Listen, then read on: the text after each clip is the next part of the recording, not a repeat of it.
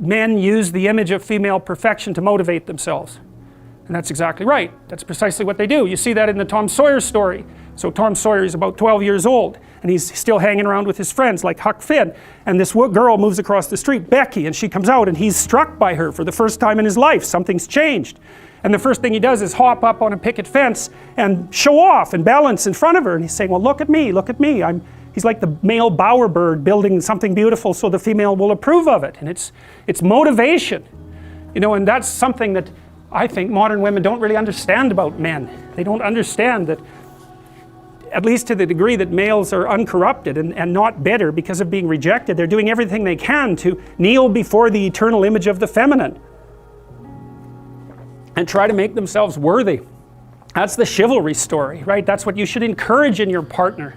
So out of chaos emerges this first form. It's the feminine form. It's partly the form that represents novelty as such.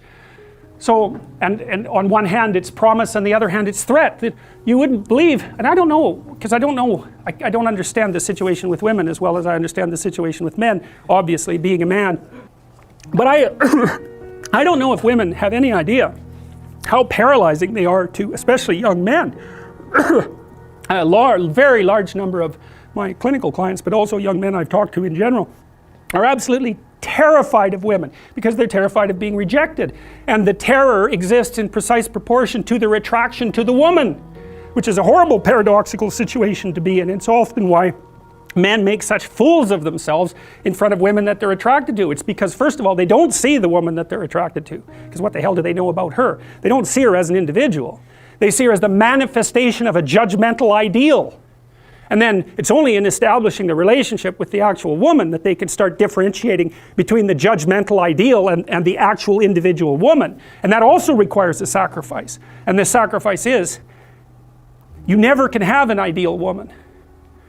So to have a relationship with any woman, you have to sacrifice the relationship with the ideal woman, and you have to see the individual woman and separate her from the ideal. And that's the same thing that happens to the hero in Sleeping Beauty, right? He sees the evil queen who actually turns into the dragon of chaos, and it's not until he can defeat her that he can establish a relationship with the actual princess. And that's exactly the case.